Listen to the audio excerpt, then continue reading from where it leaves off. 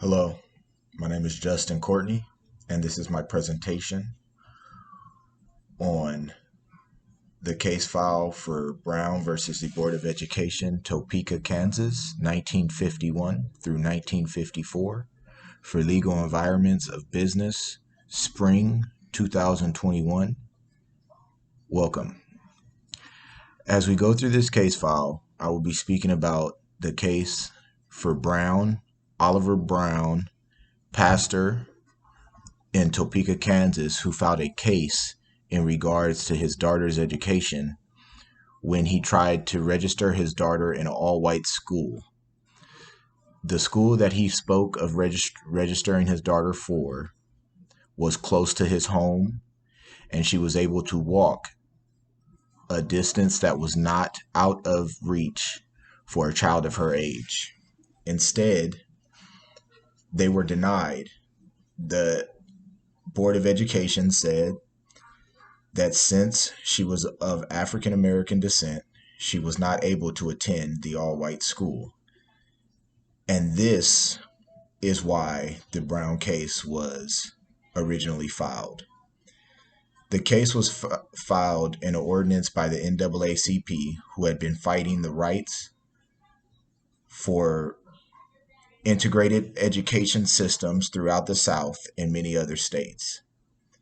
There were multiple cases that were involved in this case setup, but the Brown family was chosen because he was a pastor and he was well known in the community of the Topeka, Kansas. This led for the NAACP to file this case known as Brown versus the Board of Education in 1951. As the case was seen, the plaintiff filed that his daughter, who had to walk more than a mile through back alleys and on railroad tracks to get to the all-black school that was quite a distance away from his home, was against his 14th Amendment with a violation of equal protection rights. This is what was filed in the original complaint of the case in 1951. As the case went on, the case was also held to a standard of the Plessy versus Ferguson case, 1868. This held that segregation was legal and constitutional under the Separate but Equal Rights Act. This act was seen that as long as all facilities were equal, it was constitutional for segregation in the community. So this meant that as long as a black student and a white student had the same amount of educational resources, it was constitutional for them to be set up in separate schools. And segregation was seen as legal since 1868. This is something that in many other cases was seen and used as a past practice for separate but equal laws. Other laws down in the South, southern states, known as Jim Crow laws, were also being held at a standard in the South. Thurgood Marshall, NAACP advocate, attorney, and eventually Supreme Court justice, was who presided and fought for the case with the Brown family.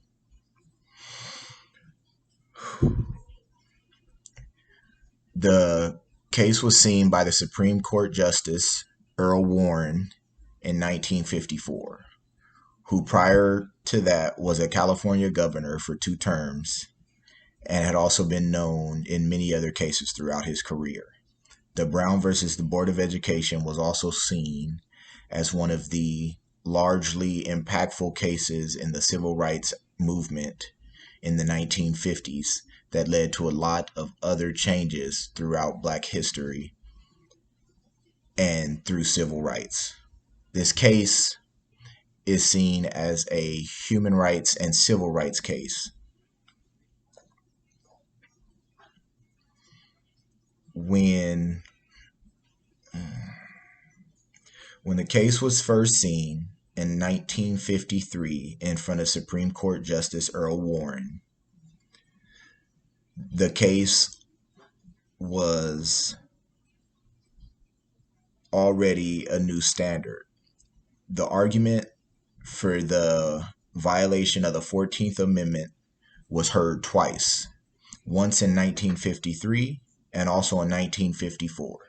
In 1954, the argument was more about the 14th Amendment and how this went against all of the equal protection rights that were brought up in the 14th Amendment to protect all Americans, whether they be black or white or any other minority throughout the country.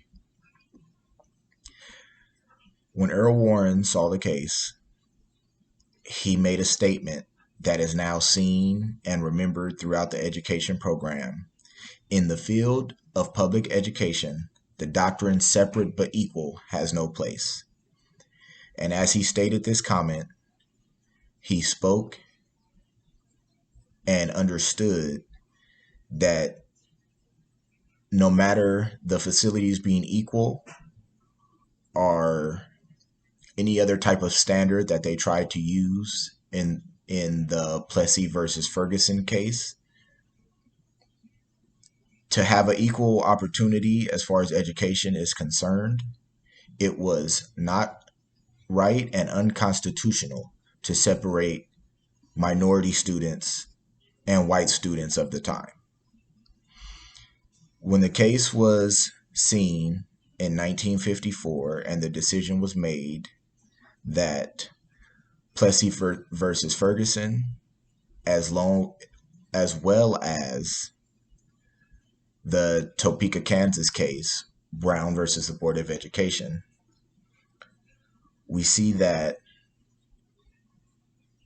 it was found unconstitutional to keep segregation in the education program as of 1954.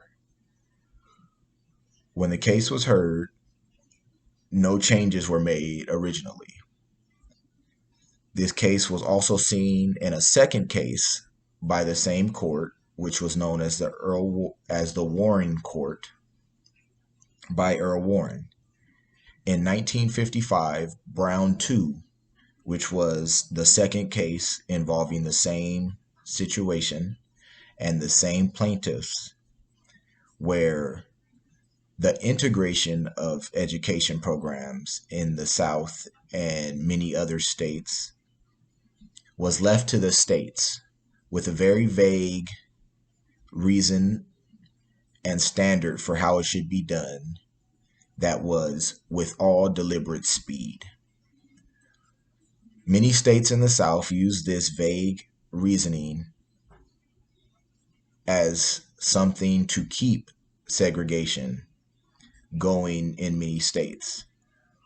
Most schools were not integrated until the 1960s as the civil rights movement started to gain way. As we look through this case and the many changes that it has brought to our education system, I sit and wonder, if this case had not happened and Pastor Oliver Brown had not been brave enough, among the many other cases that were involved with this one, to fight the system that we all know today to be wrong and unjust, if things would be as far as they are today.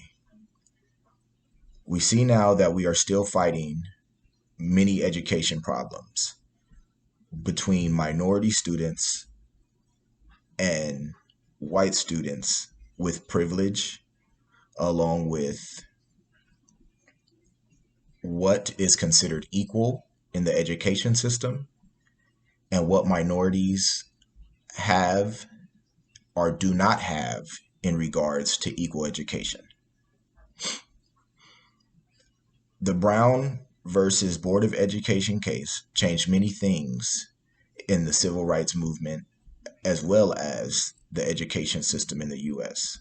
Without this case, many of the civil rights cases would still be held as a standard, with Plessy versus Ferguson 1868 holding segregation laws and many other laws as constitutional in the United States of America.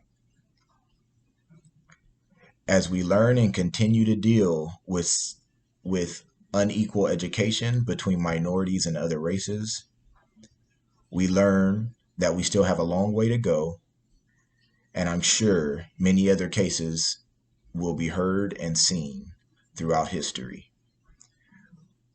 But we do learn one thing. As humans, we continue to grow, change, and see that the thoughts and thinking of our ancestors was at some time skewed. Thank you for listening. Have a good day.